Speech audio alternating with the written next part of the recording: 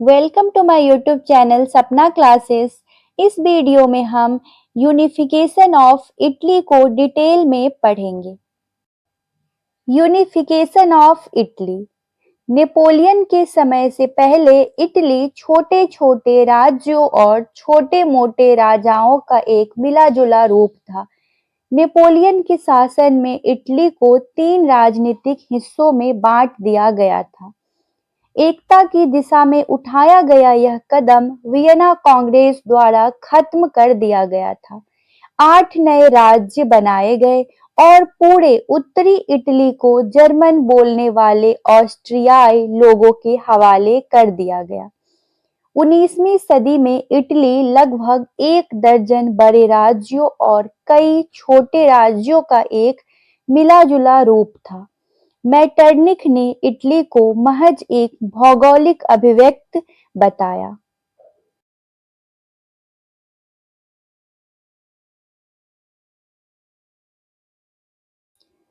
उत्तर-पश्चिम में फ्रांस की सीमा से लगा हुआ पिडमोंट सर्डिनिया साम्राज्य इटली को एक करने में एक अहम भूमिका निभा रहा था।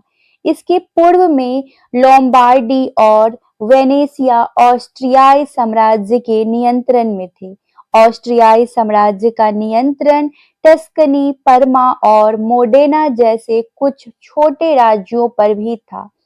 बीच में रोमन कैथोलिक चर्च के नियंत्रण में पोपल स्टेट्स पोप के राज्य स्थित थे। दक्षिण में 2 सिसिली का साम्राज्य यानी नेपल्स और सिसिली था, जो बारबन राजवंश के एक परिवार के नियंत्रण में था। नेपोलियन के शासनकाल में पहली बार इटली को एक समान प्रशासन के माध्यम से एकता का अनुभव हुआ। वियना कांग्रेस द्वारा विभिन्न इतालवी रियासतों में पुरानी राजशाही को बहाल करने के बाद इटालियंस की राष्ट्रवादी आकांक्षाएं चकनाचूर हो गई। 1820 के दशक में कार्बोनरी जैसे कई गुप्त संगठनों का तेजी से उदय हुआ, जो उदारवादी और देशभक्तिपूर्ण विचारों का प्रचार करते थे। उन्होंने उदारवाद और राष्ट्रवाद के विचारों को जीवित रखा। नेपल्स, पिडमोंट और लोम्बार्डी में विद्रोह भड़क उठे, लेकिन ऑस्ट्रिया ने उन्हें कुचल दिया। 1830 में फ्रांस में हुई क्रांति के बाद मोडेना, परमा और पोप राज्यों में भी इसी तरह के विद्रोह भड़क उठे, जिन्हें ऑस्ट्रिया ने एक बार फिर कुचल दिया। 1848 में फ्रांस में हुई फरवरी क्रांति के बाद पिडमोंट, सार्डिनिया, सिसिली, पोप राज्यों, मिलान, लोम्बार्डी और वेनेटिया सहित कई इतालवी राज्यों में लोगों ने फिर से विद्रोह कर दिया। परिणाम स्वरूप सिसिली, पिडमोंट, सर्डिनिया और पोप राज्यों में उदार संविधान लागू किए गए। पिडमोंट सर्डिनिया के राजा चार्ल्स अल्बर्ट ने क्रांति के प्रभाव में आकर लोम्बार्डी और वेनेटिया पर आक्रमण कर दिया। हालांकि ऑस्ट्रियाई सेना ने रूसी सैनिकों की मदद से उन्हें हरा दिया। चार्ल्स अल्बर्ट ने युद्ध का दोष अपने ऊपर लेकर पिडमोंट सार्डिनिया को ऑस्ट्रियाई कब्जे से बचाया और अपने बेटे विक्टर एमनुएल द्वितीय के पक्ष में सिंहासन त्याग दिया। हालांकि पिडमोंट सर्डिनिया की हार और विभिन्न इतालवी रियासतों में क्रांति के दमन के बावजूद उदार और राष्ट्रवादी विचार जीवित रहे। Mazzini, Count Camillo di Cavour और ज्यूसेप्पे गैरिबाल्डी इटली के एकीकरण के 3 प्रमुख व्यक्तित्व थे। कैवूर को इटली के एकीकरण का मस्तिष्क, मेजनी को आत्मा और गैरिबाल्डी को तलवार माना जाता है। ये तस्वीर है जिसमें मेजनी है, गैरिबाल्डी है और काउंट कैवोर है। मैजनी 1805 से 1872। ग्यूसेप्पे मैजनी ने इतालवी एकीकरण की नींव रखी, जेनुआ में एक समृद्ध परिवार में जन्मे। उन्होंने कानून में स्नातक की उपाधि प्राप्त की। कम उम्र से ही राजनीति में रुचि रखने वाले मैजनी ने इतालवी राष्ट्र की स्वतंत्रता की वकालत की। उन्होंने कार्बोनरी विद्रोहियों की गतिविधियों में भाग लिया, जिसके लिए उन्हें गिरफ्तार किया गया। जल्द ही उन्होंने गुप्त साजिशों का विचार त्याग दिया और राजशाही के खिलाफ खुले प्रचार में विश्वास करने लगे। उनका मानना था कि इटली एक महान सभ्यता है जो शेष विश्व को नेतृत्व प्रदान कर सकती है। उन्होंने 1831 में इतालवी गणराज्य के उद्देश्य से यंग इटली आंदोलन शुरू किया। 1848 में जब उत्तरी इटली में विद्रोह भड़क रहे थे, तब इटली के एकीकरण के लिए काम करने के कारण उन्हें निर्वासित कर दिया गया। मैजनी रोम लौट आए, पोप को हटा दिया गया और 3 सदस्यीय समिति के तहत एक गणराज्य घोषित किया गया, जिसमें मैजनी भी सदस्य थी। लेकिन 1848 की क्रांति की विफलता और फ्रांसीसियों के समर्थन से पोप द्वारा रोम की सत्ता बहाल किए जाने के बाद मैजनी ने प्रचार और अगली कार्य योजना की तैयारी के माध्यम से अपना काम जारी रखा। काउंट कैवूर 1810 से 1861। काउंट कैवूर उन लोगों में से एक थे जो इतालवी राष्ट्रवाद के विचारों से प्रेरित थे। 1847 में उन्होंने एक अखबार शुरू किया। इतालवी एकीकरण आंदोलन को उस अखबार के नाम पर इल रिसोजिर्मेंटो के नाम से जाना जाने लगा।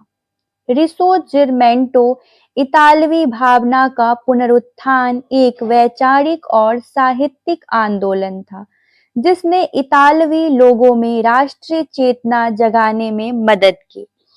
कैवूर तरक्की करके सार्डिनिया के प्रधानमंत्री बने और इटली के एकीकरण में उन्होंने अहम भूमिका निभाई।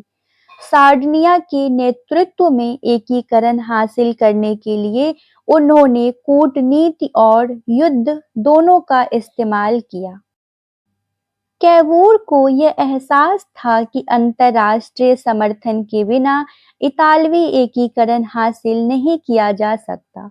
लोम्बार्डी और वेनेसिया से ऑस्ट्रिया को बाहर निकालने के लिए उन्हें अन्य बड़ी शक्तियों के समर्थन की जरूरत थी। इसीलिए अंतर्राष्ट्रीय ध्यान खींचने और इंग्लैंड तथा फ्रांस का समर्थन पाने के लिए उन्होंने पिडमोंट सार्डिनिया को क्रीमिया युद्ध में शामिल किया। जुलाई 1858 में उन्होंने फ्रांस के नेपोलियन थर्ड के साथ एक समझौता किया, जिन्होंने ऑस्ट्रिया के साथ संघर्ष में पिडमोंट सार्डिनिया का समर्थन करने की पेशकश की। War with Austria 1859। इसके बाद कैवूर ने ऑस्ट्रियाई सीमा के पास सेना जुटाकर ऑस्ट्रिया के साथ युद्ध को उस्काया। जब ऑस्ट्रिया ने सेना भंग करने का अल्टीमेटम जारी किया, तो उन्होंने इसे समाप्त होने दिया। परिणाम स्वरूप अप्रैल 1859 में ऑस्ट्रिया ने पिडमोंट सार्डिनिया पर हमला कर दिया। पिडमोंट सार्डिनिया और फ्रांस की संयुक्त सेनाओं ने ऑस्ट्रियाई सेनाओं को पराजित किया। उन्होंने सेल्फेरिनो की लड़ाई में एक बड़ी जीत हासिल की। युद्ध जारी करने के बजाय फ्रांस के नेपोलियन तृतीय ने 11 जुलाई 1859 को विला फ्रांका में ऑस्ट्रियाई सम्राट फ्रांसिस जोसेफ द्वितीय के साथ एक शांति समझौता किया। फ्रांसीसी सेना की वापसी से कैवूर निराश हुए और उन्होंने इस्तीफा दे दिया। नवंबर 1859 में पिडमोंट, सर्डिनिया और ऑस्ट्रिया ने ज्यूरिख संधि पर हस्ताक्षर किए। ऑस्ट्रिया ने लोम्बार्डी को सौंप दिया, लेकिन वेनेटिया पर अपना नियंत्रण बनाए रखा। 1860 में कैवूर को फिर से प्रधानमंत्री नियुक्त किया गया। जनमत संग्रह के माध्यम से परमा, मोडेना और टस्कनी को पिडमोंट सर्डिनिया साम्राज्य में मिला दिया गया। इस प्रकार जनमत संग्रह के आधार पर सवाई और नीस को फ्रांस में शामिल कर लिया गया। Garibaldi and the conquest of southern Italy. Giuseppe Garibaldi 1807 to 1882 ने गुरिल्ला युद्ध लड़कर इटली के एकीकरण में अहम भूमिका निभाई। वे मैजनी के यंग इटली संगठन में शामिल हुए और उनके विचारों से प्रभावित हुए।